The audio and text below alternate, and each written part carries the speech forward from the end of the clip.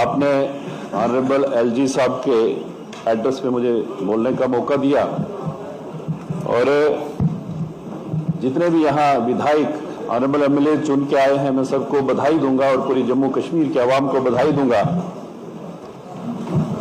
जहां तक इस एड्रेस को हमने सुना, एलजी साहब के एड्रेस को सुना और पढ़ा, जो हमारे बाकी साथियों ने भी कहा कि जो वर्ड यूज हुआ है माई गवर्नमेंट यूजली होता है, लेकिन जब उसके अंदर हम देखते हैं तो सारा सेंट्रल गवर्नमेंट का ही है, मोदी गवर्नमेंट का ही जिक्र उसमें हुआ है, उन्हीं स्कीम्स के बारे में उसमें जिक्र हुआ है।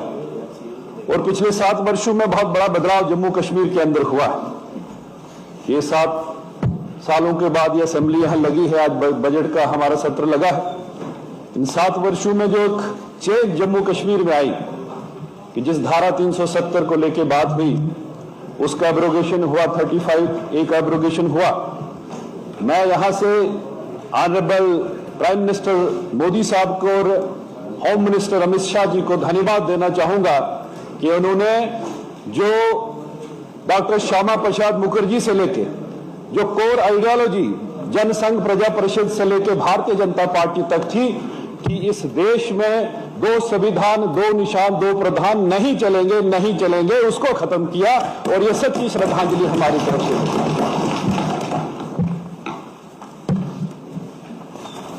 मेरा ये मानना है कि article 370 was the root cause of terrorism, nepotism and corruption in Jammu and Kashmir.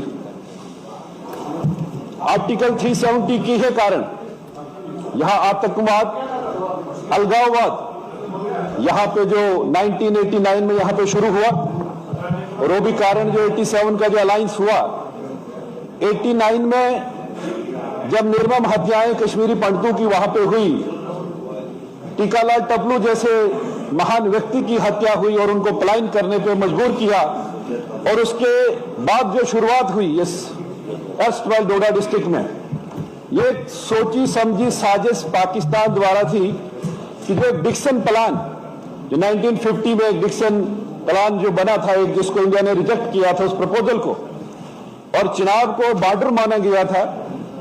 आप देखेंगे कश्मीर से शुरुआत होते हुए हमारे चिनाब बेल्ट में, हमारे एर्स्टवाइल डोडा डिस्ट्रिक्ट में, और वहां पे शुरुआत हुई तब के वहां जो हमारे नेता थे, उसमें किश्तवाड़ में हमारे भंडारी साहब थे, रुचर जी थे, हमारे डोडा में ठाकुर संतोष जी, उनकी हत्याएं शुरू की और उसके बाद वहां पर मैसेकर शुरू है बड़े लार्ज स्केल पे।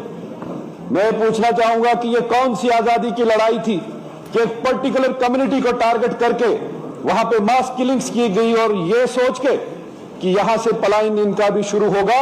बहुत सारे लोग उस वक्त शिफ्ट वहां से हुए। मैं जानना चाहूंगा, पूछना चाहूंगा इस हाउस के माध्यम से, आज शगुन जी हमारे बीच में, यहाँ पे इनके पिता, इनके चाचा जी अनिल परिहार जी जो भारतीय जनता पार्टी के वरिष्ठ नेता उस एरिया में थे, उनकी निर्मम हत्या हुई और ये कोशिश थी कि यहां से पलायन हुआ।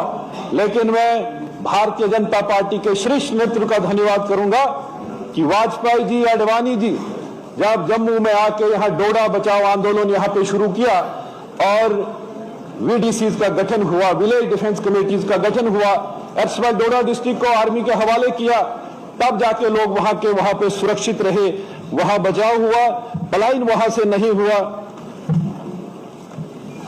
बहुत सारे मैसेकर, मैं कहना चाहूंगा, मैं उस कॉन्स्टिट्यूएंसी से आता हूं जहां चापनाड़ी जैसी जगह, जहां 25 लोगों को वहां पे जो बाराती थे और जो दूल्हा था वो प्लास्टिक के जूते लगा के था।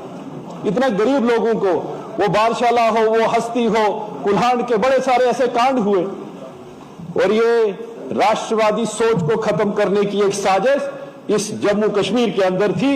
लेकिन वहां के लोगों ने संघर्ष किया और भारतीय जनता पार्टी ने उस पर पूरा सहयोग वहां पे किया। यहां पे ओबिचुरी रेफरेंसेस पे भी बात आई थी और बड़े साथियों ने भी कहा, यहां अटल जी का जिक्र किया उन्होंने। लाहौर में गए, बस से गए, हमें क्या मिला? करगिल मिला, जहां 527 हमारे आर्मी के जवान ऑफिसर शहीद हुए। मोदी जी ने पूरा प्रयास किया, सारे प्रोटोकॉल तोड़ के पाकिस्तान में गए, कोई नहीं, आतंकवाद बढ़ता गया यहाँ पे, लेकिन जब भारतीय जनता पार्टी मेजॉरिटी में आई, जब भारतीय जनता पार्टी दिल्ली में मेजॉरिटी में आई, तो धारा 5 अगस्त 2019 को धारा 370 को खत्म किया। बहुत डिबेट उस पर हुई, कहा अनकॉन्स्टिट्यूशनल हुआ, लोगों से पूछा नहीं गया। इसका मतलब 140 करोड़ लोगों ने जो मैंडेट दिया था वहां मोदी सरकार को, इस धारा 370 को 2/3 मेजॉरिटी से पार्लियामेंट में से पास किया गया। 23 पिटीशन फाइल हुई सुप्रीम कोर्ट में और सुप्रीम कोर्ट ने भी उसे अपनी मोहर, वहां पे कॉन्स्टिट्यूशनल बेंच ने मोहर लगा के इसको सही ठहराया। आज जो लोग ये बात करते हैं कि धारा 370 खत्म, अनकॉन्स्टिट्यूशनल, परसों कांग्रेस के एक साथी यहां बोल रहे थे अनकॉन्स्टिट्यूशनल हुआ, अनडेमोक्रेटिक हुआ, लेकिन सुप्रीम कोर्ट ने भी उस पर मोहर लगाई। और धारा 370 के बाद बदलाव क्या आया जम्मू कश्मीर में? उसके बाद जम्मू कश्मीर में क्या बदला? मुझे दिल्ली में पिछले साल जब हम पार्टी के कोर ग्रुप के मेंबर वहां बात कर रहे थे, हमारे बड़े सीनियर नेता हमें पूछ रहे थे कि क्या बदलाव आफ्टर एब्रोगेशन ऑफ 370, क्या बदला जम्मू कश्मीर में? तो मैंने उनको कहा था कि लोगों का माइंडसेट बदला है। जो लोग पाकिस्तान के हक में नारे लगाते थे, जो लोग आजादी के नारे लगाते थे, वो आज भारत माता की जय के नारे आज लगाते हैं। यह बदलाव जम्मू कश्मीर का। हमने यहां पिछले टेन्योर में हम लोग उस साइड बैठे हुए थे, एक ऑनरेबल बड़े सीनियर मेंबर एनसी के यहाँ पे पाकिस्तान के हक में यहाँ पे बीच में वेल में आके नारे लगाते थे। और जो लोग ये कहते थे कि धारा 370 जाएगी तो यहाँ तिरंगा को उठाने वाला, तिरंगे को हाथ लगाने वाला कोई नहीं होगा, लेकिन मोदी सरकार ने हर घर तिरंगा अभियान को लेके घर घर तिरंगा यहाँ पे जम्मू कश्मीर में लहराया। मैं बधाई दूंगा कि जो मोदी सरकार ने काम किया उसमें किसी से कोई भेदभाव, जब इसके साथ में अगर डेवलपमेंट की बात करें, यहाँ जो बात कर रहे थे पिछले 5-7 सालों में, अभी एक मेंबर बता रहे थे, ऑनरेबल मेंबर बता रहे थे कि बड़ी ब्रह्मपुर में वहां सड़क बनी थी, तोड़ ली, वो 2 लेन थी, 4 लेन बन रही, 4 लेन थी, एक्सप्रेस हाईवे बन रहे हैं।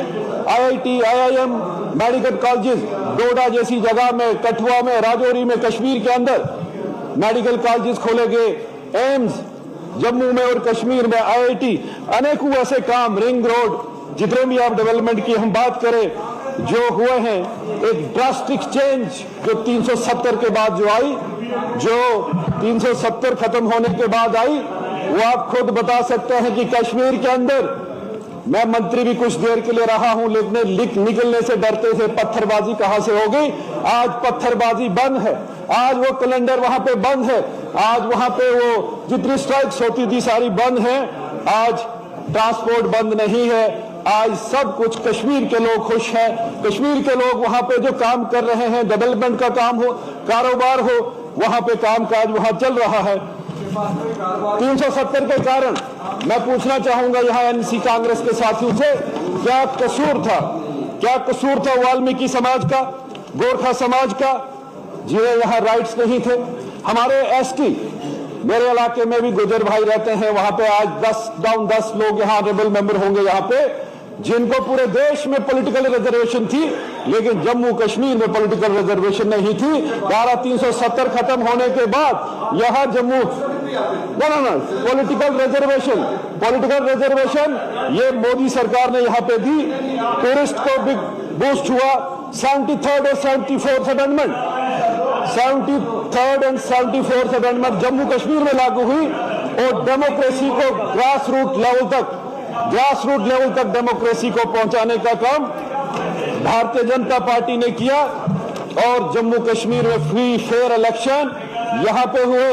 इस 370 की आड़ में बड़े सारे सियासतदान, मैं अपने एरिया की बात करूंगा, अगर ये खत्म नहीं होता, यहां कुछ सियासतदान जो मिलिटेंसी की आड़ में, टेररिज्म की आड़ में बार बार एमएलए बनते रहे। आज आप देखेंगे इस चंद्रभागा से सुनील शर्मा जी, शक्ति परिहार जी, शगुन जी, दलीप सिंह परिहार जी, हमारे भाई, एक बहुत बड़ी जाति आपने की कि इनको यहां से शिफ्ट करके वहां पहुंचा दिया। महराज मलिक जैसे लोग भी आज डोडा से विधायक बने हैं। ये तब मुमकिन हुआ कि जब फ्री फेयर इलेक्शन वहां पे करवाएंगे। यहाँ जो भेदभाव की बात कर रहे थे, मोदी सरकार में कोई किसी से भेदभाव नहीं हुआ। पिछले 6 सालों में 2014 से लेकर 24 तक की बात करेंगे। डेवलपमेंट की बात अलग हो, जो डायरेक्ट बेनिफिट स्कीम के माध्यम से जो लोगों को जो फायदा हुआ, किसानों को फायदा हुआ, मजदूरों को फायदा हुआ। आज लोग कहते हैं राशन फ्री का, मकान फ्री के, और जिक्र हो रहा था परसों यहाँ पे कि नहीं आईएवाई केस कांग्रेस के टाइम पे आईएवाई केस आते थे 2 या 1 केस पंचायत में, आज 301 पंचायत में आईएवाई के फ्री में मकान, फ्री के मकान, आपको लोगों को फ्री के मकान।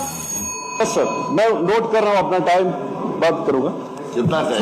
फ्री के मकान लोगों को दिए जा रहे हैं, कोई जात पात नहीं पूछी जा रही है। राशन फ्री का दिया जा रहा है। इलाज, प्रधानमंत्री जो आयुष्मान भारत कार्ड है उस पे किसी की जात पात नहीं पूछी जाती है।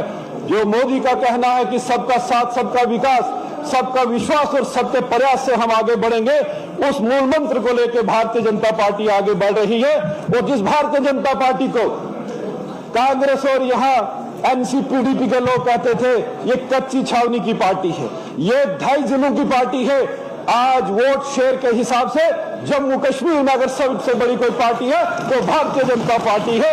आपके ध्यान में लाना चाहूंगा, आगे जो मैनिफेस्टो जो बना है, जो एमसी का जो मैनिफेस्टो, मैं गुजारिश करूंगा ऑनरेबल सीएम साहब से कि उसको इम्प्लीमेंट कराया जाएगा। लोगों की बहुत सारी एक्सपेक्टेशन, खासकर जो डेली वेजेस हमारे, डेली रेटेड वर्कर्स हमारे जो हैं, जिनको रेगुलाइज करने की बात की है।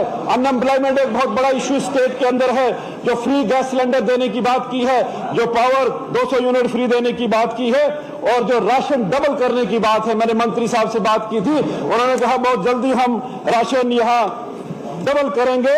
मेरी आप सबसे निवेदन होगी, आपके माध्यम से सरकार से निवेदन होगी कि, और एक जिक्र किया है सर इसमें, ऑनरेबल स्पीकर सर, एक जिक्र हुआ है कि मोहल्ला क्लिनिक्स हम खोलेंगे। मेरी ये गुजारिश होगी कि मोहल्ला क्लिनिक्स दिल्ली में भी खुली थी, क्या हश्र हुआ है हम सब जानते हैं। हमें यहाँ चाहिए कि जो हेल्थ स्टाफ, हमारा मेडिकल स्टाफ जो कम है वो पूरा किया जाए। स्कूलों में जो टीचिंग स्टाफ जो कम है उसको पूरा करवाया जाए।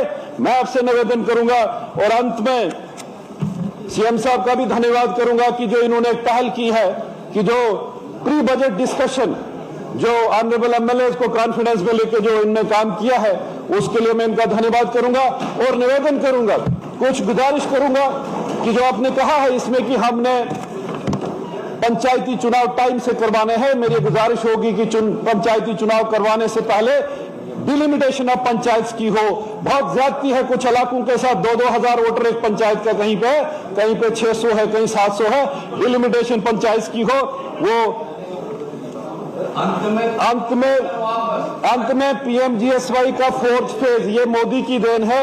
इसमें 3 साल का ये प्रोग्राम है। मैं गुजारिश करूंगा आपके माध्यम से सरकार से कि हमारे अर्स्टवाइल डोडा को जो प्रायोरिटी दी जाए। हिली एरिया है, बहुत सारे अनकनेक्टेड हैबिटेशंस हैं, वो खासकर मेरी कांस्टिट्यूंसी सबसे फार फ्लंग।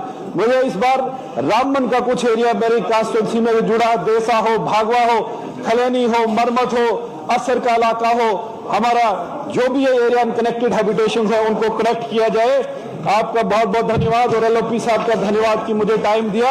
बहुत बहुत धन्यवाद। Thank you. एक मिनट तशरीफ रखिए।